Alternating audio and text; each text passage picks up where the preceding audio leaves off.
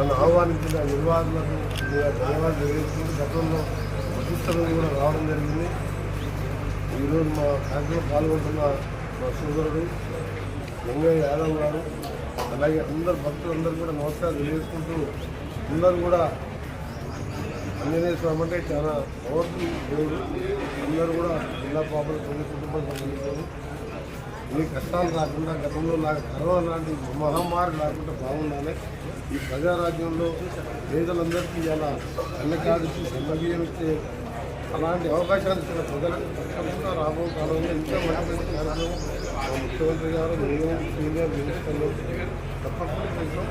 వచ్చే కార్యక్రమించిన ఎన్నికల్లో గతంలో ఆమె 85% గెలిపించింది. నేను రాహుల్ గాంధీ గారు కూడా అభినందించడం జరిగింది.